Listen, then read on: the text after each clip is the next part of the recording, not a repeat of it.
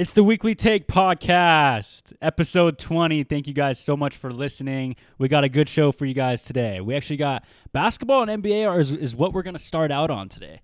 Usually we start off with football, and we talk about all the football week, how it went and stuff like that. But football is no longer in season. So that's just, we're going to start with basketball because basketball is what's going on. We're going to throw a little bit of college basketball at you because this was a big game we had last week. Yesterday. We had UNC stuns the home team Duke 88-72. The Tar Heels were ranked 8. Duke was ranked 1. Zion Williamson went out of the game like within 90 seconds of the game. His foot blows out of the Nike shoe. I think it was Paul George's he was actually wearing. It was a pretty nasty injury. He only has a grade 1 sprain, though. That's what's good news. But there's a lot of controversy about this game, not only because Duke lost, and we'll get to that, but Zion Williamson is potentially the number 1 pick in the NBA draft this year. And when you get injured in college like that, and say you injure yourself again and you're not able to go to the NBA, and that free education Duke gave you is going to get ripped away as soon as you're not a player anymore. So as soon as you get injured, it's like college basketball is really, and college sports are really like a big can of worms. Like nobody really wants to open up. A lot of people believe they should be paid. There's people who don't believe they should be paid. There's a lot of sides for this whole type of thing. But you got NBA players such as DeMarcus Cousins, Isaiah Thomas. They're saying, dude, don't fucking risk yourself getting hurt at Duke again. And just rest up and be the number 1 pick in the NBA draft. We're ready for you in the big guys league, the NBA. And how much of this do I trust, and how much of this do I not agree with? I believe he should rest up, and he should definitely just take it easy. But I do at the same time understand if he wants to take, the time off, for the sprain, and then come back and win it for his team. Like obviously he's a team player. He's going to want to win. Like I bet you sitting out and watching them lose to their number 1 rivals is probably one of the hardest things he's done in his sports realm of things. That's not something like somebody really takes easy when they have to sit out and watch their team play, especially when you're the best player in the college basketball at the time. But that does not give Duke the excuse to lose this game. Duke has 4 potential first-round picks in the fucking draft this year. They got R.J. Barrett, Cameron Reddish, and Trey Jones. All these guys. So you got Zion going number 1 potentially. All these people, I don't know who's going to go where and who's going to get picked by who. But if you got 4 starters that are going to go in the first round, you better fucking go far in the March Madness tournament, and you better be ranked number 1. Because damn it, if you're not going to be ranked number 1 with that team, there should be no excuses. Coach K does a great job of orchestrating who's going to start and who's going to have better time, and he's done very good. But when you got number 1 recruits coming to your school every year, it's kind of hard to mess that up. I'm not a Duke hater, but I'm just saying, man, I think them Duke fans got a pretty good amount of sleep last night. They went to bed awfully early, them Duke fans did. They were in bed by 8 o'clock. Do not disturb mode was on their phone. They had it on silent. They were not hearing anything from no UNC fans for at least a day. So that's Duke ends up losing this one 72-88 in Duke. That's a big. I mean, I know they're not too far away from each other, but that home field advantage in that game, that's big. That's a big fucking rivalry game, man. One of the biggest rivalries I think in sports. There's not a lot of other teams I would say have as big as a rivalry as them. I got to give it to them, though.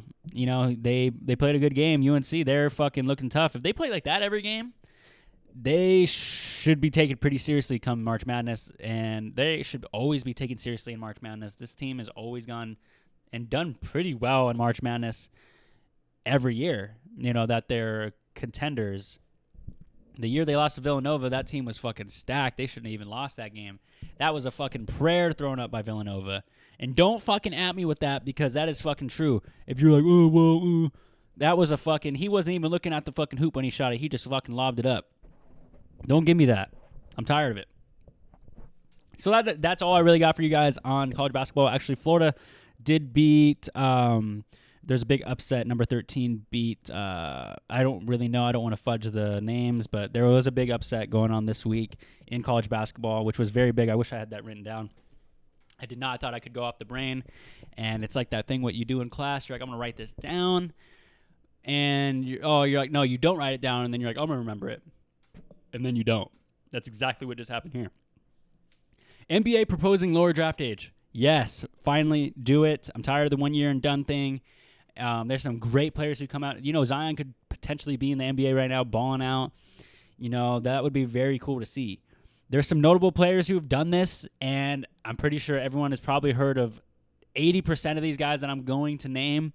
You have Kevin Garnett, LeBron James, Kobe Bryant, Tracy McGrady, Jermaine O'Neal, Rashard Lewis, Amari Stoudemire, J.R. Smith, Sean Livingston, Dwight Howard. All these players came out of high school, and look how great they are. Sean Livingston is arguably one of the best bench players to ever probably play the game with Golden State, obviously. You have Dwight Howard, great center. He was a star in his time. J.R. Smith has been a shooting guard in the finals for, 3 years?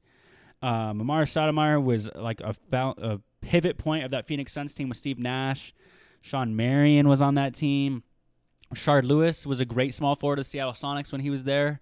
Jermaine O'Neal is a great center for the power forward for the Indiana Pacers. He's been jumping around the league. Tracy McGrady, 6-time scoring champ. That's my guy. Got to give props to my guy, Tracy McGrady. Kobe Bryant, 5-time champion on the Lakers. LeBron James went to the finals 8 consecutive times. Kevin Garnett won a championship in Boston. Made the Wolves good when he was on there with Sam Cassell. Sam Cassell, the guy who looks like a zombie. But Sam Cassell balled out, man. I can't hate. He was balling out. But no, this is what I'm saying. These guys got into the league earlier, and they were able to establish their careers, and that's awesome. Not a lot of players get to do that because they go in the 1 year. They could get hurt. I'm not saying there hasn't been good players that have come out of the 1 year done thing, because that is damn true. There's also been players that have played all 4 years, like Tim Duncan has. When he played at Wake Forest, he played all 4 years. He wanted to finish his degree. And look at that. That turned out great. So it's not like just because you come in a year early, you're going to be great. It's just, I think it's cool that they're giving them that option. So yes, I am excited to see what happens, but I think it's going to happen in 2021 or 2022. I don't think it will happen within next year, if you know what I mean. Like, I don't think they're going to incorporate it for 2020. Wait, it would be 2019 would go until then, January. Yeah, it would be definitely 2021. It would not be this year. Moving into another NBA thing, we got Buddy Hield confident in the Kings' playoff chances this year. They are currently, if the playoffs ended today, they'd be the 8th seed in the West. And, dude, I agree 100% with Buddy Hield on this. They got De'Aaron Fox, Marvin Bagley, Bogdanovich, Buddy Hield, Willie Cauley-Stein, and then now they even got Harrison Barnes on the bench. This is a well-established team, and they know exactly what they're doing. They're young, yes. They're obviously not a Golden State caliber team. But, dude, you give these guys a couple years and they're able to establish this chemistry and get things going. They're going to be a fantastic team. And don't forget about Corey Brewer. He's on a 10-day contract. He comes in and gets a good, solid 6 points a game. Those 6 points, some teams lose by 1. You have that extra 6. You win the game. It's like hitting free throws. Corey Brewer is that guy to come in and hit a couple easy layups when they're tired, when they got their starters in who should be sitting on the bench for a little bit right before half. He comes in and get those easy buckets. That's Corey Brewer. I mean, he used to average like 12 points a game probably like 6 years ago when he was with Houston, Minnesota. But no, he's a good veteran if they're able to keep it. But I 100% agree with Buddy Hield. It's just they got to hope LeBron does not sneak up on him, because LeBron's not looking like he's going to be number 1 seed in the West. LeBron, although, has turned on the playoff mode. He has said he has turned on the playoff mode. Watch out. Yes, you watch out for this guy. He moves to the West, and he's basically the West player representative. He's the best player in the West. He was the best player in the East, and you got to respect the guy. You give this guy the 8th seed. You got to beat this guy 4 times in a row. Or not in a row, in a 7-game series. That's very hard to ask by some young guy. So say De'Aaron Fox had to go against this. which I don't think they'll probably end up playing unless they're the 5 and 4 seed, and I don't see that happening in the first round at least. I don't think they could beat a guy like that. Only guys I could really see beating LeBron in a 4-game series: Houston, Golden State, Denver, Utah potentially. There's some good teams in the West, and it's going to be a good playoffs this year, and the East is up for grabs. Toronto, you got to go through Kawhi, I think, this year.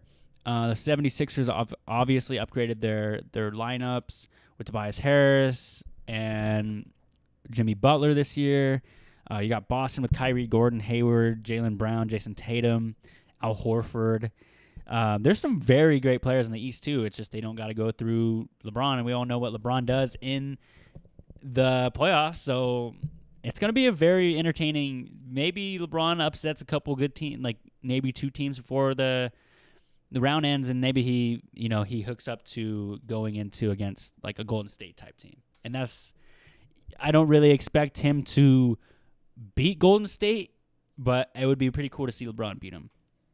I don't think it's going to happen, though. So moving into the NFL is actually the last part of the show this week.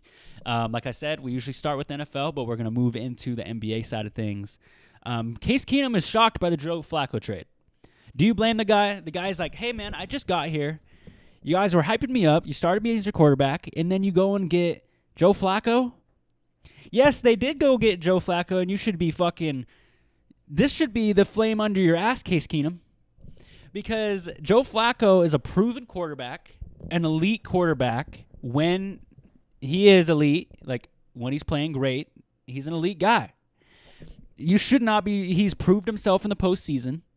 There should not be any shockness by Case Keenum. You got your money and you blew your fucking shot. It's Flacco's time now.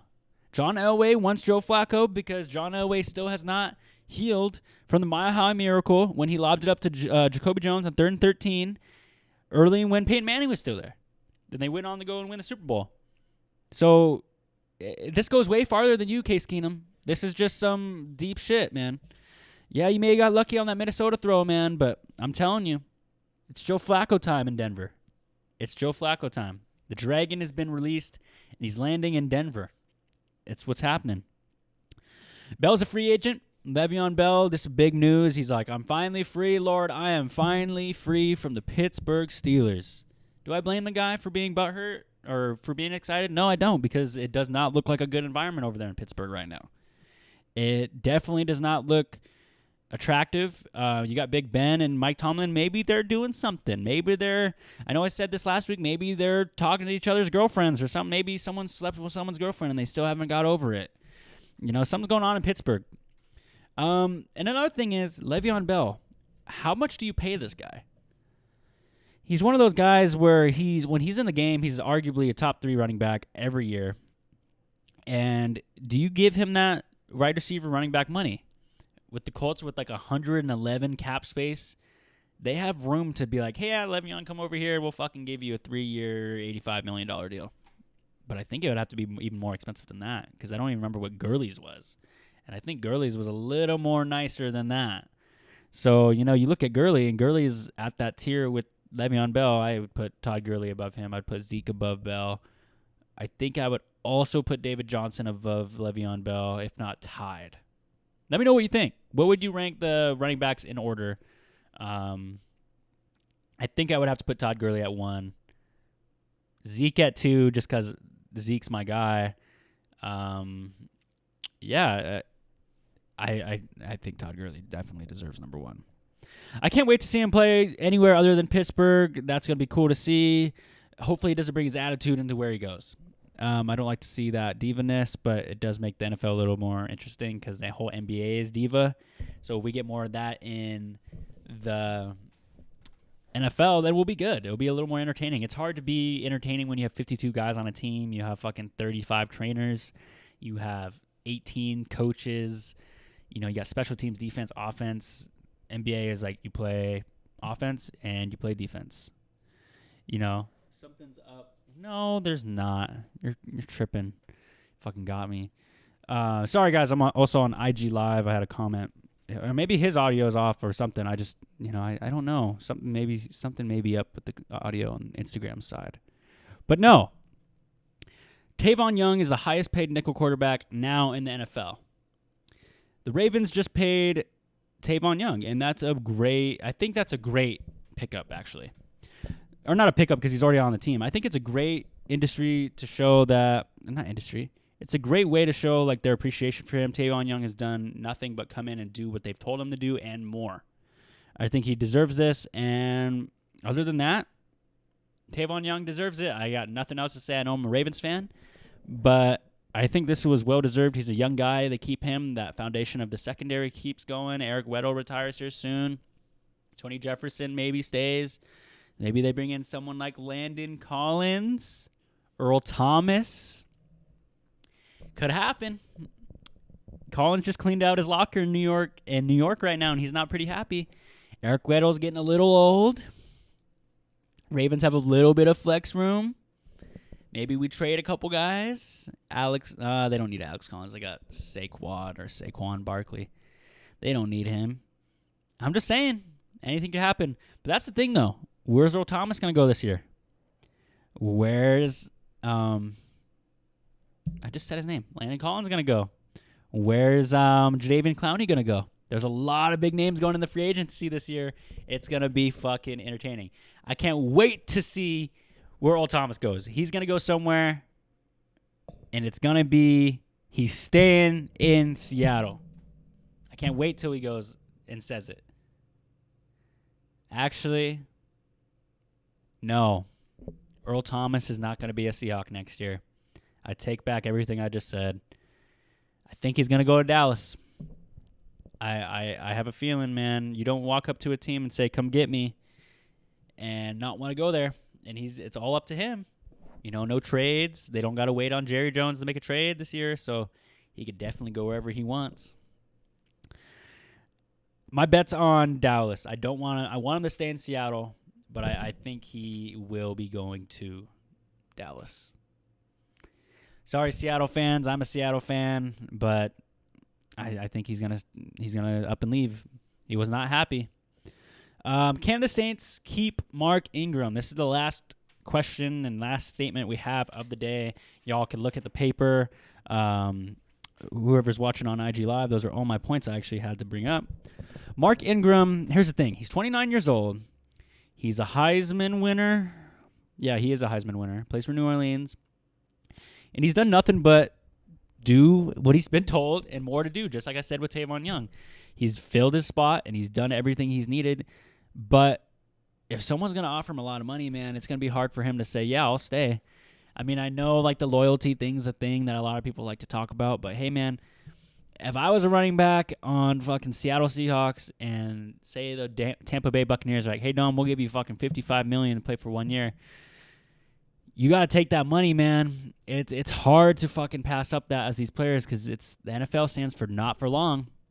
You're not there for long. Might as well capitalize that money. Sam Bradford did it. Case Keenum did it. Joe Flacco did it. Yeah, who else got injured real quick and was out of the league? God, Sam Bradford was, like I just said, Sam Bradford is one of those guys. He's like the founding father of play the least amount and get paid the most. He was a quarterback. He was an available quarterback at the perfect time. Good job. N7. He's actually representative of N7. Shout out to my guy, Sam Bradford. I think he's Cherokee. I think that's what he said he is. I hope he's actually Cherokee, though. I get a lot of that Cherokee stuff. I'm not a fan of that kind of stuff. Come on. Weekly Take, episode 20, brought to you by me, Dom Joseph. This has been a good episode. It was a pretty quick episode, and we hit the points that we needed to hit. But, sports are getting kind of slow right now. This is kind of the slower part of the year. Basketball was on All-Star break, so we didn't have too much news for you guys. It actually just came back on today. I saw some games and some scores, but by the time I would have given you to them, it wouldn't have been right scoring, so I wasn't trying to give you guys like the right, those kind of scores and stuff at that time. So actually this weekend we will actually be posting another Weekly Take update, just like an episode for episode 21. So be on the lookout for that.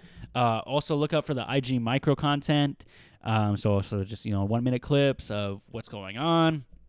I usually don't involve my video portion of it in the Instagram thing, but I might this week.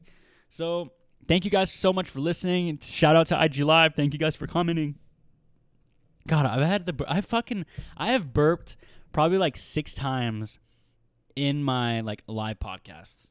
And it's like the most embarrassing thing because I'm trying to like, I'm spitting out so many things to you guys. I'm like, yo, yeah. And then there's this player and this player. And yeah. And then he did this and this and this.